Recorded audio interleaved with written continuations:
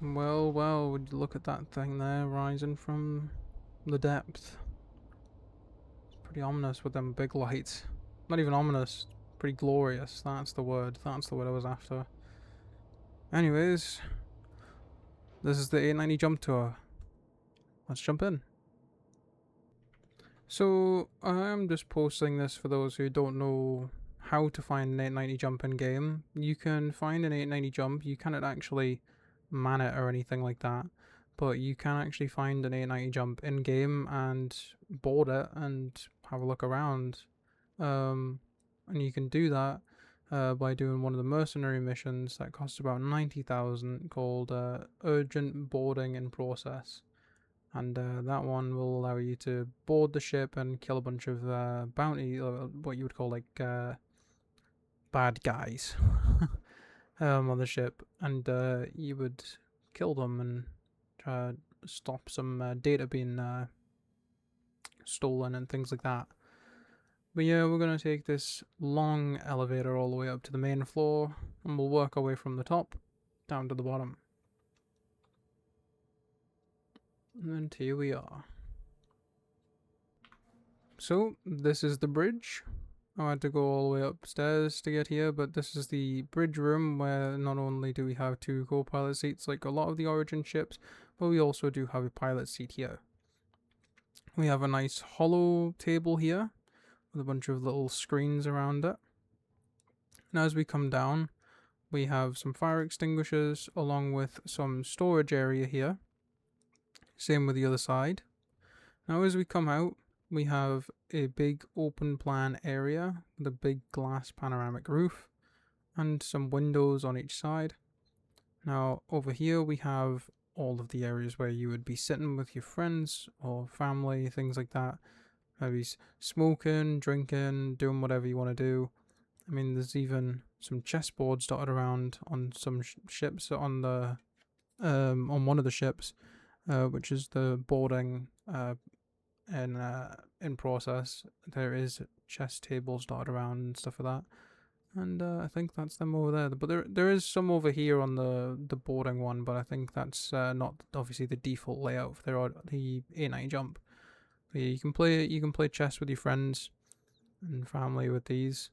And again, there's another one I believe over there, or another type of thing. But here is the captain's quarters. So obviously more than the captain can come in here if they want. But in this room here, we have a nice area where we can all sit, where all the crew might sit. And you have all of this nice stuff here to make food with and get drinks, whatever it is. And you have a nice picture of the 890 itself. Now in here we have the captain's bedroom, which again is actually very, very nice. And it does have a nice TV here to go with it. The only problem I will say is that people can literally just spy on you from in here, which is the one thing I don't like about this room. But obviously if you can put the room on lock and maybe close these with blinds or something, I mean that makes it perfect actually. And in here we have the master bedroom, like bathroom, sorry, where you've got a nice toilet, nice stand-in shower with a whole roof is a shower, or you have the small shower in the corner. Well, you can literally even sit in here. We have a mirror that doesn't work, unfortunately, a screen, and some areas where you can hang your clothes, things like that. Now on this side, if the door would open, hello door, there we go. We have a nice area for the captain to sit, and people can sit and talk to him. And then we have a nice decorated back wall as well, along with some maybe cigars collection and like a bunch of alcohol collection too. It's very, very cool. I do like it a lot. And I mean, the captain's kind of living the life, especially if he just has to drive the ship every day, living the life, living in there. Now as we come down, we see the centerpiece here. We head on in here. We have an elevator and two open doors here, where these are guest bedrooms. Nice little bedrooms. Got a desk, a nice rock wall here, with a bed in the back. And again, chess tables and some decorations. But in here we have a nice bathroom that is like exactly the same to the captain's bedroom. Now coming back out, again we'll have the same on that side as well. But over here we have some guest toilets and a nice bar area here, where there is lots of room for people to come in and have drinks and celebrate, or even just party. In here we have our dining room, which is quite nice, and then we have a giant dining room for not only the captain, but maybe the most important guests on board.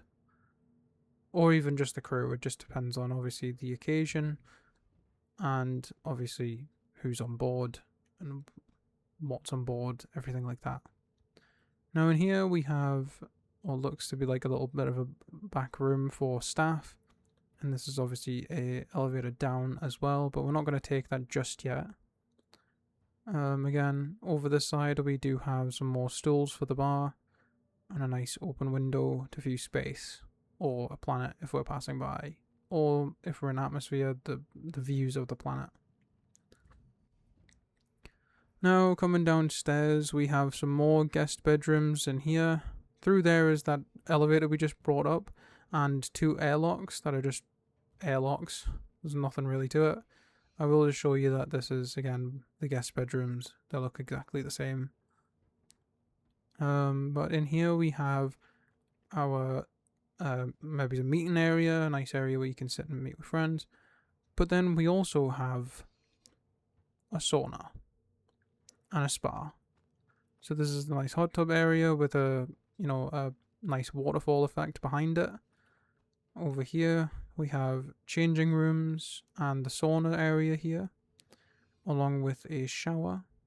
Again, don't like the fact that these showers, well, this shower's alright, but this shower's just like, oh yeah, take all your clothes off and everyone can watch. Again, we've got 2 elevators here that go up and down. In here we've got some changing rooms that we can get changed in, which are alright. They're not that bad, but obviously if someone walks in on you, that's like, oh. And then we have the pool, which you can get in, stand in it. You can't swim in it, but you can stand in it. But yeah, I mean, it's pretty decent. It's a nice little pool. And you've got a bunch of tanning beds for some reason, but it is what it is. And over here we have some escape pods for the crew to evacuate and the people on board. We also have some elevators. The same goes for that side, but this is an engineering area, so I'm just going to literally just drop down here. And this is where the elevator would bring you out. But now, before we go even further down, I am just going to tour this whole section of the ship. So in here we have the battle area where we can access the turrets on these here. Again, we have more escape pods just in case we need them. Obviously if we run out of room on the other ones, we have plenty more. In here we have a pantry. Nice little pantry area. Coming back in, this is the kitchen where all the staff would be cooking food for the people in the dining room. Very, very nice. And even more stuff for the pantry. But in here, we have even more stuff back here for maybe the cafeteria area for the less important guests that don't get the big nice rooms. But they do get these rooms in here where they are very small and compacted. So they're kind of like lower class. But again, this area is still nicer than other ships and things. Still, it's a form of luxury. It isn't like as if they're getting treated like scum. They're just a little bit lower down than people up above. And I mean, there is plenty of rooms down here, so they can transport loads of people. And I mean, they've got nice bathrooms as well. Don't know what's happening here with this buggy texture, but it is what it is. Obviously, there's lots and lots of rooms. They all look the same. They just don't have like en-suites and big areas. It's literally just like, oh, you can tour this ship as much as you want, but then you just come back and you sleep here. Again, we have areas for more escape pods or EVA pods. Not really sure what they are, but I'm assuming it just either drops you into space or it's an escape pod. But anyways, in here we have a nice shared kind of gaming room along with a pool area as well, with some pool cues and maybe some display monuments in here, or whatever you want to call them. I don't know why I said monuments, but display stuff. But in here we have the big hangar, which we can store quite a few ships in here, depending on the size. And I mean, there's plenty that you can actually fit in here. It's actually a very, very nice hangar. And right at the front here, we actually have an elevator which goes to turrets. And that's the turret. There's nothing else up here, it is just the turret. And then we'll go back down to the hangar.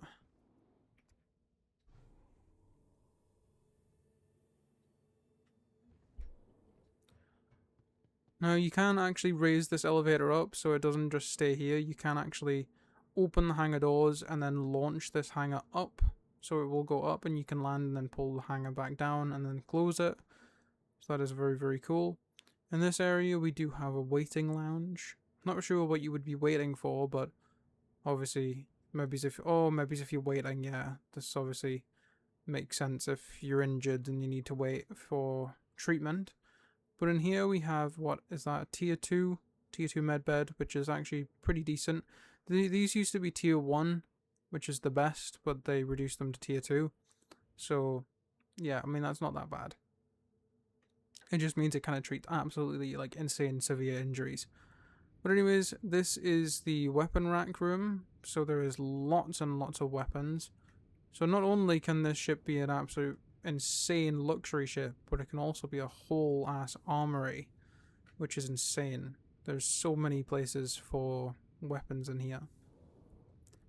Coming out again, we've got another elevator here, but coming down the bottom, this is where we would bring in maybe vehicles, or you could use this as cargo, a cargo hold, because this ship still actually can be used for cargo. And funny enough, this thing can fit 388 cargo, which is actually kind of insane. But yeah, this entire platform here goes down. You can actually send this down and come up with it and bring vehicles up or bring cargo in and out. This one does have an engineering bay or terminal, which you can view here and obviously see how big this ship actually is. But you do have all your components trapped behind glass, so no one can come in and try and shoot at it or anything like that. The only thing that can maybe open is the shield generators, but they're not in right now, so we cannot actually. And then if we come into one of these engine rooms over here, we can actually see the big massive engines actually working, which looks absolutely insane. Again, this is the engine room in here. Again, the only thing that's down there is an elevator, and the same goes for that side.